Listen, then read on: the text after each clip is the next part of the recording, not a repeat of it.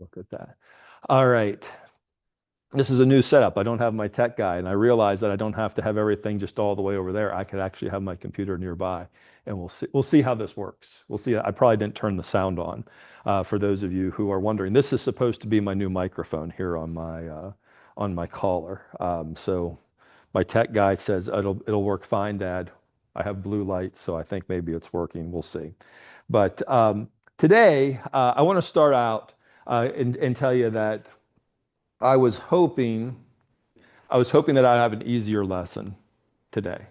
And we'll talk about the difference between easy and simple as we go through the day. But I was hoping that the lesson would be a little more easy to one, come to me and this, that, and the other thing. But what I'm going to share with you today is something that I've just been wrestling with over the last 10 days.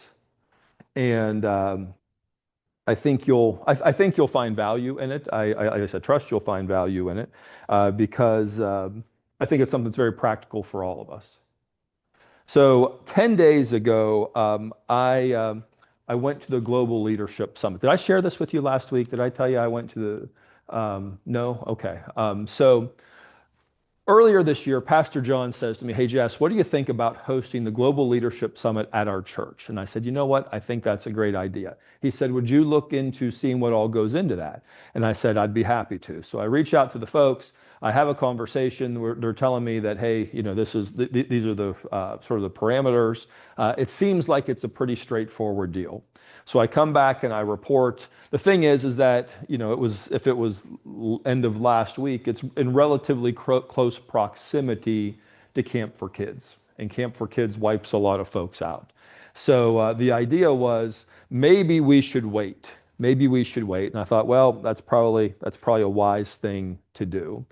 And then in the middle of, I guess about 2 weeks ago, it hits me. Maybe I should go to one of these and see just what it looks like behind the scenes.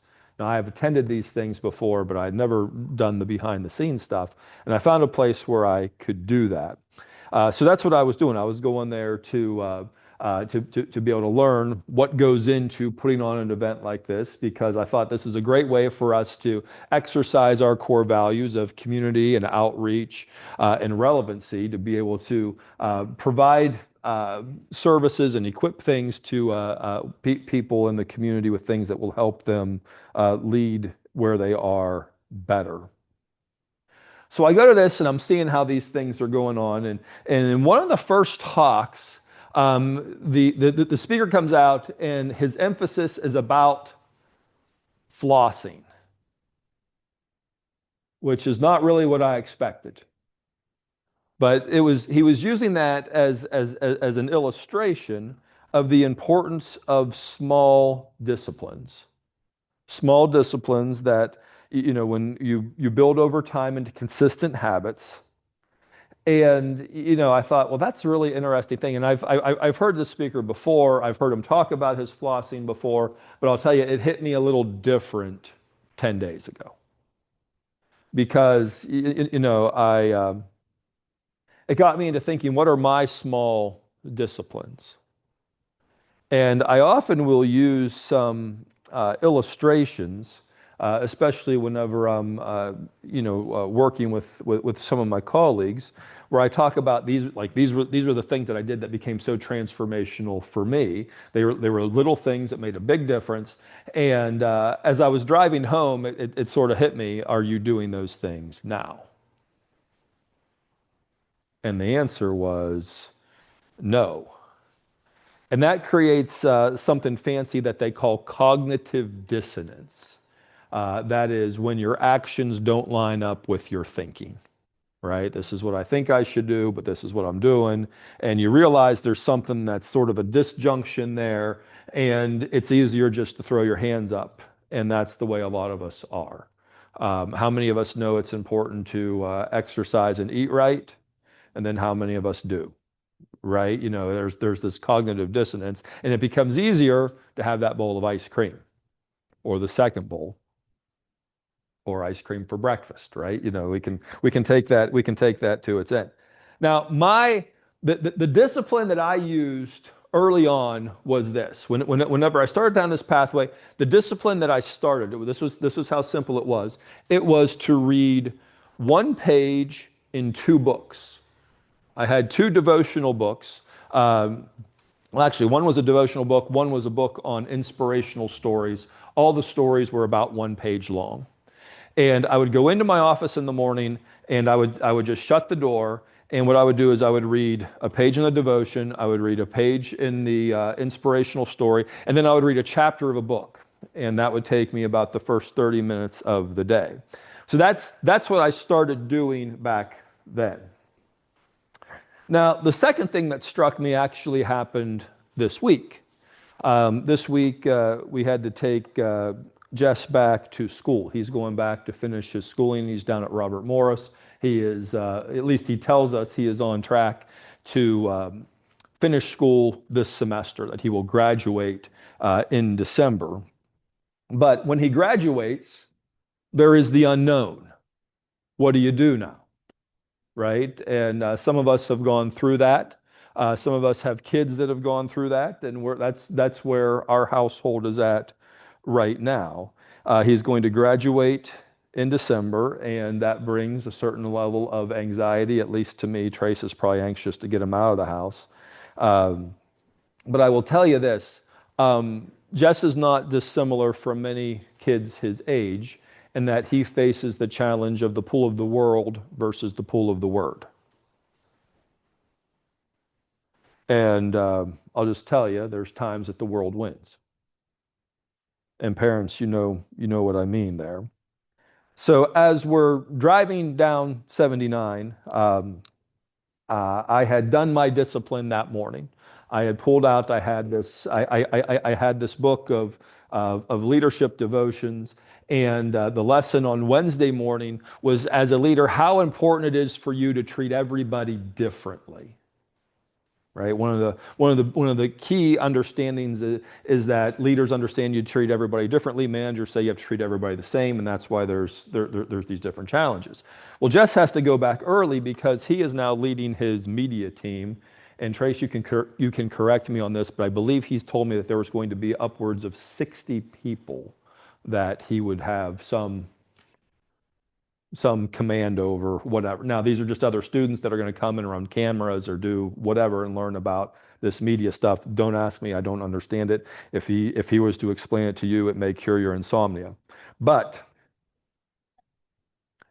I read this and I thought, this is such an important lesson for him to have going into this time at school. And so I took that little book. I mean, it's just a little book. It fit in the pocket of my cargo shorts. And as we're driving down 79, I said to him, Jess, I'm going to have several favors that I'm going to ask of you on this trip. But the first one is this. I said, do you think you would be able to read one page of a book every day this semester? And he thought for a minute and he said, well, yeah, I think I could do that. And I said, okay. Well, in that case, I reached into my pocket and I handed it across to him. And I said, well, why don't you turn to today's date, whatever that day was, the 12th or whatever. And I said, why don't you read today's thing? And Jess is a much more accomplished reader than what I am. He can read much faster than what I can. Those of you who have been with me a long time know that I prefer to read books that have pictures of Spider-Man in them. It's easier to read. That's just the way that it goes. But he read it in a matter of seconds, and I said, "Well, what'd you think of that?" And he said, "Oh, this is really important. This is where it is." So I said, "This is what I want you to do. I want you to read a page of this book every day, and just let me know what you think. Let me know what you think." Now, he's a college kid, so his days and nights are sometimes topsy-turvy. So I wait till noon every day to see if he will just chime in and say, "Dad, this is what I read today." That hasn't happened proactively on his end yet. But around lunchtime each day, I say, "Hey, what'd you learn today?" And whether he's read it yet or not, that's sort of the prompt where he goes and he takes that minute and he reads it and he says, "This is what it's about today." And on Friday, he said he came back and he was so excited. He's like, "This is a lesson I needed to hear today because I have all these folks coming in." So that's just a small discipline that I'm working on developing with my son, and it's such a blessing to see that, and I have high hopes for how that's going to play out over the course of this semester. But also, as I started to work on reestablishing my disciplines, I picked up a book that I had at least started, and truthfully, I don't even know how I came across it. But the book is titled "The Game of Life and How to Play It," and I like this book because it's 80 pages, and I like short books that I can finish quickly.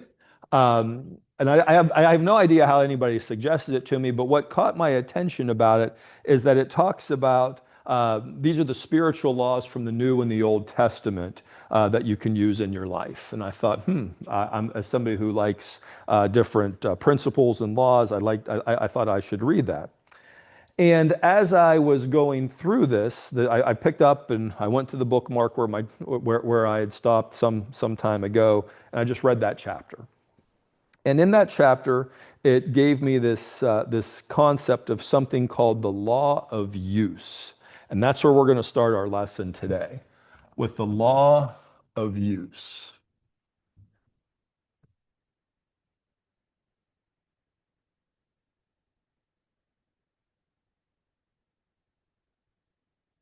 Now, the law of use is defined this way: what you use grows, I think the word is neglect, right? What you neglect diminishes.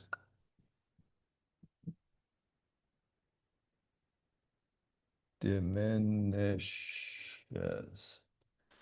Um, and this comes from the illustration that we could go into would be the parable of the talents in Matthew 25, right? We've gone through that several times here, but the servants are given their talents and they're told to make use of it. And some of the servants, what do? They took what they had and they doubled it.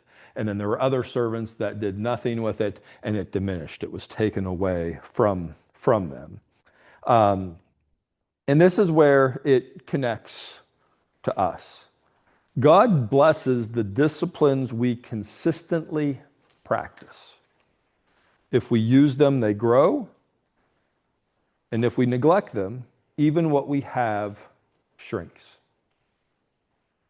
So this brings me to the main thought I want us to wrestle with today. And this was a statement that came out of this lesson about flossing at the Global Leadership Summit. And it was that boring is the pathway to greatness. Boring is the pathway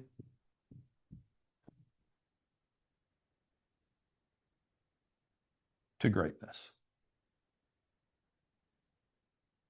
Now, right now, we are gearing up for fall launch, right? That's what's happening, whether you realize that behind the scenes, there's a lot of things going into fall launch. And you would have to, I have a huge level of obliviousness that I subscribe to, but you'd have to be even well beyond my level of obliviousness to miss the tables that were in the foyer when you came in, right? There is a huge emphasis, and the invitation is being extended to everyone to be part of a small group as we get into back to school. In that small group, the first thing you're going to look at is going to be a study on discipleship. And discipleship is all about building the disciplines that Jesus would have us do so that we can become more like him. That's what the emphasis is on. And when we think about Jesus, it's easy to think of the miracles, but Jesus had many boring disciplines that he modeled for his followers. He had many of them.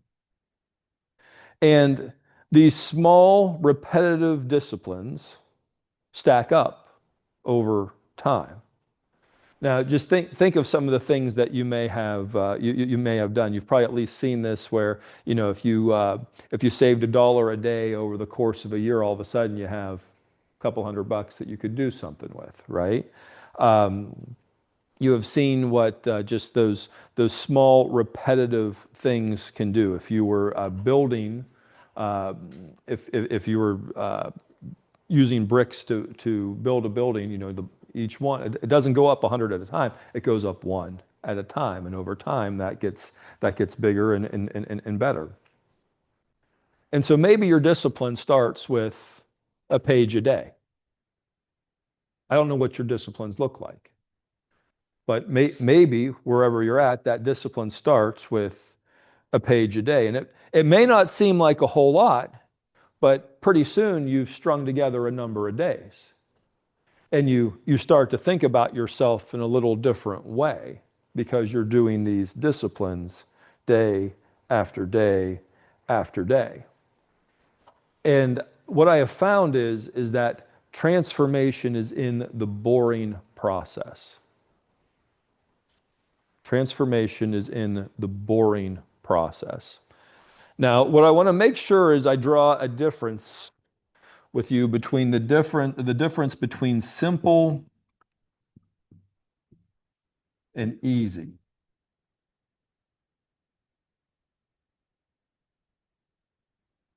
The Christian life is intended to be simple. There are many simple things that we do as followers of Christ. We are to pray, we are to read our scripture, we are to serve, we are to worship, we are to love others. Those are simple things. They're not necessarily easy. Those are not interchangeable words. One of my mentors uses the phrase, he says, Jess, what's easy to do is easy to not do. And I have found that to be very, very true. But if we are going to follow these simple disciplines, it's going to take commitment, it's going to take self-denial, and it's going to take consistency for us to do that. I come down in the morning, then I hang out in the Sunday school supply closet where I just review things and do my final preparations. And one of the things that I do is I'll find this board and I'll bring it out and I'll put it in Pastor Steve's office so I don't have to have that be shuttled through all the people in between services. I try to get it a little bit closer. And I think Pastor John actually was talking about this morning. But if you would, turn with me to the Gospel of Luke, chapter 9. We're going to read verse 23, which if you were in first service, you probably have seen this verse already today. If you weren't, you'll see it again if you stay for second service. But before we read this verse, I want to ask you, what is the most important word in this verse? I want you to be looking for that as we read it. What's the most important word in this verse? Luke 9:23 reads, Then he, Jesus, said to them all, Whoever wants to be my disciple must deny themselves and take up their cross daily and follow me. Deny. What other ideas do we have? Follow? Okay. Must. Okay. So we have, I'm going to make the list: deny, follow. Laura, that was you?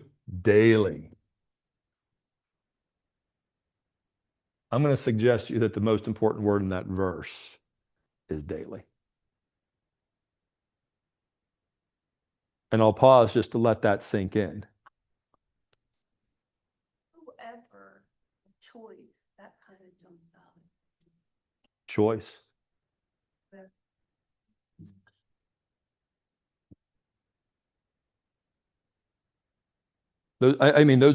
All the words are important, but I think the one that really sets them off is the word daily. I can deny myself today, but then what happens tomorrow? What's the opposite of permit? That's the opposite of, like you can show up to you can say, I want to get in shape, so you go to the gym, you deny yourself the cake for a day. I'm not going to make eye contact with you, Scott. Scott was going to work out after services for, I don't know if we haven't had, I'm not going to put you on the spot, but that's what you were doing, right? You can show up for something for a day, but how does that compound? Daily is the magic. Daily is the magic. Anyone can pick up a cross for the day. We have all gotten up on any given day, and we've gone and we've done some miserable things. Some of us have done more miserable things than others. Right? That's happened to all. Anybody can do it for a day. But what we have to do is we need to learn the simplicity of the disciplines and recognize that they won't be easy.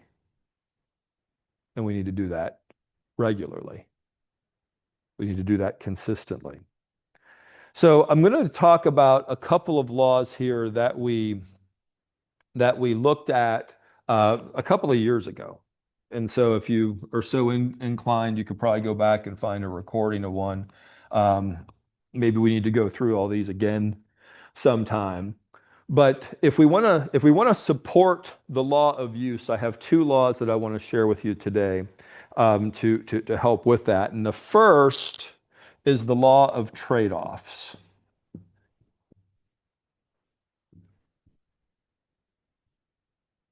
And it is simply defined as you must give up to go up. Now, I'm curious, how many of you have ever made a trade? Nobody. 3 people have made a trade. 4 people. All right, it's coming. It's coming. Like you're trying to catch up here, right? This is an important thing because we are faced with all sorts of choices in life, right? Now, every choice that we made does not have the same value. Some choices we make have bigger stakes to them. So I'm curious, how many of you struggle with figuring out what's for dinner? It's like this is one of the biggest challenges of adulthood, right? What's for dinner? It's like every time you turn around, it's dinner time.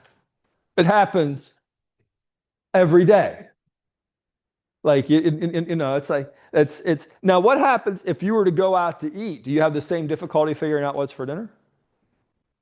If you were to go to Burger King tonight, like you probably know what you're getting there before you get there, right? You have these things. One of the things that and this is an important lesson, is that everything you say yes to becomes an infinite number of no's to other things you could be doing. Every yes is an infinite number of no's. So when you say yes to going to the movies, that's a no to spending time with a sibling or with your neighbor or going to a game or doing any, like we can make or reading a book, whatever it turns out. Every yes is an infinite number of no's. And those are choices. Those are choices that we make. Now, whenever we consider trading, we should recognize that we want to trade up. We want to trade for better things. I find it hard to believe that any of us would say, you know what, I want to make a trade, but I want to make a really bad trade here. I don't know that people think that way. I think it's like you want to take what you have and you want to trade that for something else. Now, a TV show that we watched in our household, you can think less of us if it's possible or if you will, but we watched this TV show called The Office. And I don't know if any of you have ever watched it, but there was one episode where they were having a swap meet for all the employees one day. And so the one character, said, you know what, I want to trade. He started with whatever, and he was just going to be trading all the whole show, and he would trade from this all the way up. And there's people that do this on social media. I came across somebody who started with something, and his intent is to be able to keep trading until he trades up to get a house, right? So he just you trade something, and you want to trade it for something that is more valuable. Now I have a nephew that wants to come over and trade cards. And the way he proposes trades is very lopsided. He will offer you something that is obviously of little value for what you have that is of greatest value. That's kind of the way that he operates. Whenever I was a kid trading football cards, it'd be something where you would say, I'll easily trade all my Browns cards for all my Steeler cards, right? Or vice versa, whatever your team is, right? You trade something of lesser value for something of greater value. That's what's behind the law of trade-offs. So if we were to go back to when we were at the lunch table in school, how many of us would be willing to trade the carrots for the cupcake? I'll give up the carrot. You can raise your hand, Henry. I know you would. I know you would. You would say, I would easily give up my carrots. And if you found the weirdo that was saying, I'll give up my cupcake for you, you were always wanting to sit near that person, weren't you? That's how it went. Most of us would trade carrots for cupcakes all day long. Would we not? So how does this apply to our disciplines? I have found that it is very easy to trade good disciplines for poor disciplines. I would tell you that I have found that good disciplines have been at least for me, have been very difficult to establish. But the poor disciplines, those are easy. Those I can do. I can do those pretty easy. It's easy to take TV over exercise. It's easy to take social media over reading. It's easy to do all these things. When we say yes to the good disciplines, we are often saying no to comfort and entertainment and distraction, and the list goes on and on and on. If you think of the story of David, what was David's life like before he fought Goliath?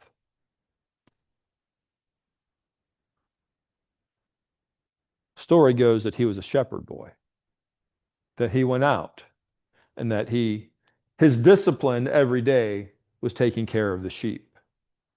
And he would have adventures against wild animals and whatever. But it's those disciplines that prepared him to face the giant.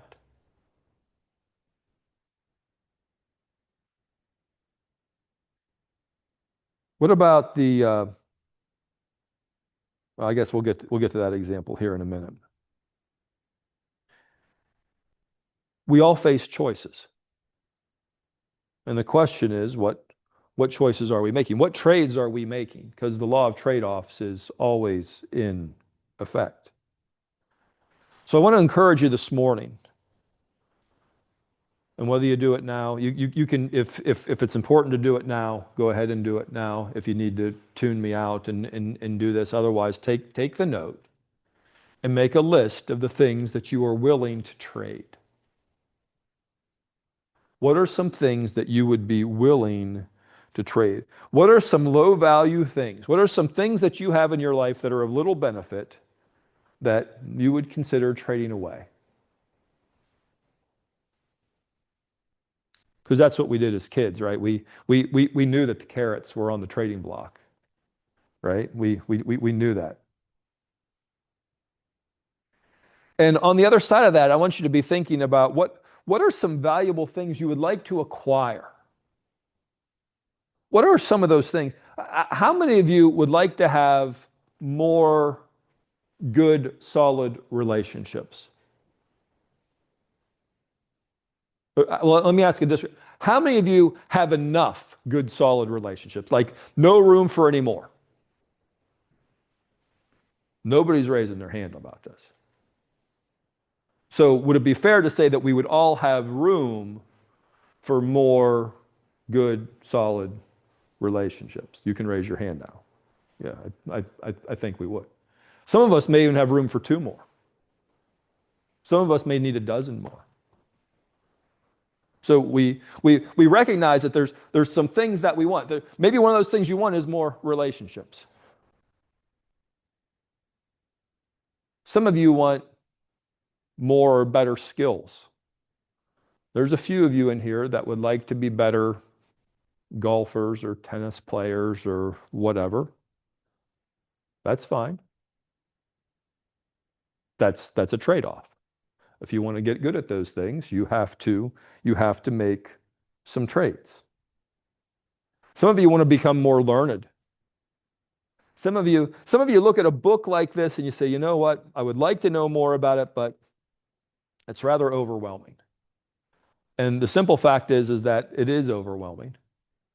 And the way to get through that is to take some time every day. You don't learn this book in a day. You probably don't learn this book in a lifetime. But you can give it a good shot. You can give it a good run. Right? So I would encourage you to make a list. What are those things that you're willing to trade? And what are those things that you would like to acquire? And I would encourage you to make a prayer like this. God, what are you asking me to trade in so that I can grow right now? And I have a high degree of confidence that that will become obvious to you. I have a high degree of confidence for that. So trade-offs are something that it's a necessary thing for us to do. We're going to have to trade some stuff, right? But let's go back. The key word in that verse was daily, right? So it's not just doing this once.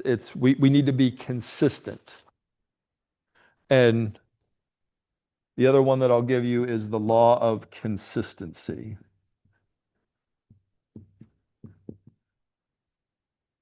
And the law of consistency says motivation gets us going.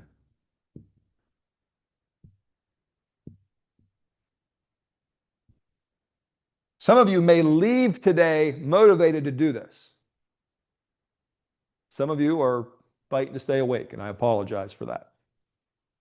But some of you will leave today motivated to do something, and you may do it today. But you know what's not going to be there tomorrow? Motivation. Motivation is fleeting. So motivation gets us going, but discipline keeps us growing.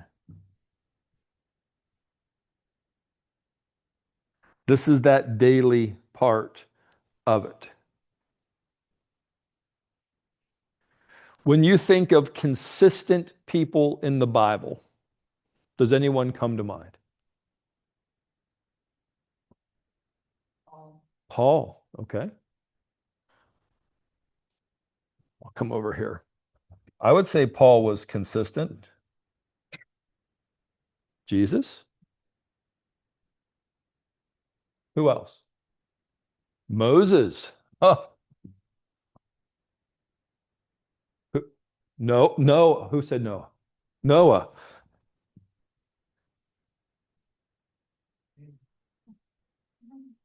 I heard Satan over there, which is Mary. All right. Oh, I didn't put that one down. David? Job. What did it say about Job? Before he lost was it Job? I think it was Job. Said every day he got up and he would go and he would offer a sacrifice because he thought maybe my kids did something wrong. Daniel, that's who I was waiting for. Daniel. What's the story of Daniel? Taken into exile. He is told to do all these different things, to eat a new diet, and he says, no thanks. He says, I'm going to keep the diet that God prescribed for me. And then the king comes in, and the king starts making these new rules, and there's people that take offense to to what Daniel's doing. But what was Daniel doing? Daniel was praying every day. Every day, every day, every day, every day, every day. And on top of that, it was multiple times a day. Daniel was consistent in that. He was consistent in that way before the trial of the lion's den came. He was consistent. Jesus spent 30 years in preparation for 3 years of public ministry. You think he just showed up and all of a sudden had that stuff? I will tell you that was built over time. He was preparing for that. I will also tell you this, that at one point, I thought that the only thing that I was consistent at was being inconsistent. I really did. I thought that was, and that was the work that I was in at the time. I had taken a job, and the job had no description. We were given essentially a blank book. They said, hey, you guys need to go do new things. And so I didn't have a whole lot to go. So every day was a new adventure. And on one hand, that can be fun and that can be exciting. On the other hand, what it did is it conditioned me to say, I'm really not that consistent.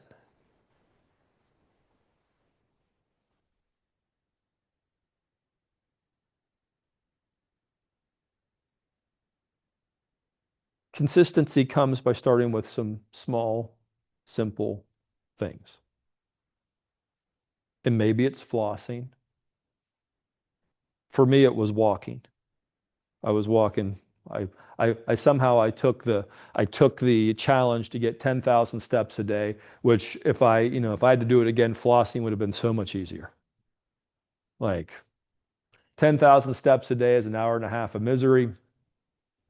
Flossing is a minute and a half of misery, right? There's something to it. But here's the thing. Your consistency will not happen in a vacuum. You're not going to do this by yourself. God did not design us to go through life by ourselves. We need community. And one of the things that really helped me as I was starting to do the 10,000 steps a day is I would have dinner with people and they would say, hey, what are you doing tonight? And I would say, well, I need to go finish my 10,000 steps. And you know what they would ask me the next morning? Did you get your steps in? And I would start to say, yes, yes. And then they started to say, you got them in last night, didn't you? I said, yes. And I came to realize that I was a consistent person. And I don't know where you find yourself this morning. I don't know where, the reality is we're all consistent at certain things, right? Some of us we're consistent at things we don't want to brag about. But one of those things that really helps us build that consistency is community. Turn with me to the book of Acts, chapter 2, verse 42. This will not be a new verse if you've been around these parts for any bit of time, but it reads, they devoted themselves to the apostles' teaching and to fellowship, to the breaking of bread and to prayer. They were doing life together. Turn a few pages back to the book of Hebrews, chapter 10.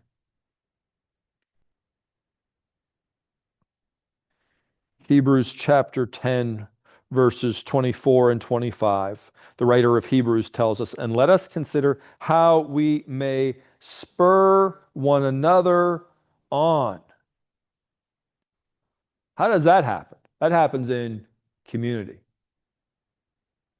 Let us consider how we may spur one another on towards love and good deeds, good disciplines. Not giving up meeting together, as some are in the habit of doing, but encouraging one another, and all the more as you see the day approaching. Community gives us accountability, it gives us encouragement, it gives us examples to follow, and it gives us warnings to learn from. Those are all very valuable things. They may be worth trading up to.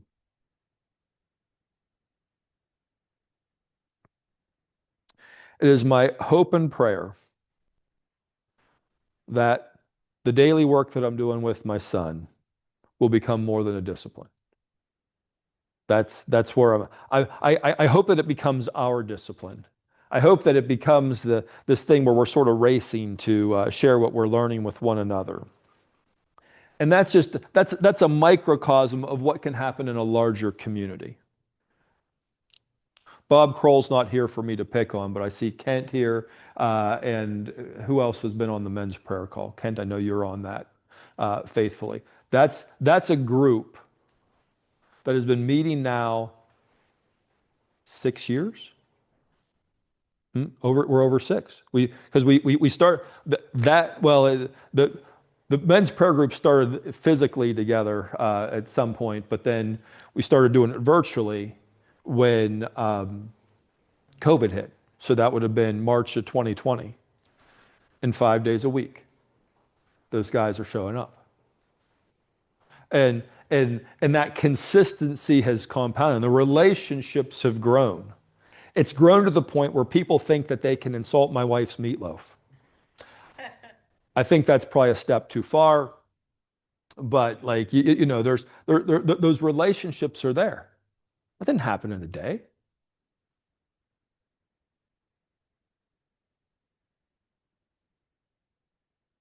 And the fact of the matter is that community multiplies value. Community multiplies value. When we get together in community and you share what's going on, what happens is it gives a way to fortify and to encourage one another. When I ask you who sticks out to you in the Bible as somebody who is consistent, now you're starting to hear and you're starting to learn a little bit about other people, right? You're oh, I hadn't thought of that. And what does it do? It expands. I hadn't thought of Noah as being consistent, right? And maybe you had. I think that's a poor example. But when it comes down to it, there are a number of very simple, very boring disciplines for us to observe. Personally, that's prayer, that's reading our Bible, that's doing. Am I way over on time? Okay, I'll wrap it up. So some of that stuff is done personally. Reading your Bible, praying, journaling, things like that. There's other disciplines that only happen in community, right? We worship, fellowship, serving, giving. So I want to encourage you today to embrace the boring disciplines, however that may look for you. I'll finish up with this verse, 1 Corinthians 15:58. Therefore, dear brothers and sisters, stand firm. Let nothing move you. Always give yourselves fully to the work of the Lord, because you know that your labor in the Lord is not in vain. I will encourage you to find those disciplines and to practice those disciplines, and I would encourage you to do that in community. So with that, that's where we will end today. If you want to circle the room, I will pray us out.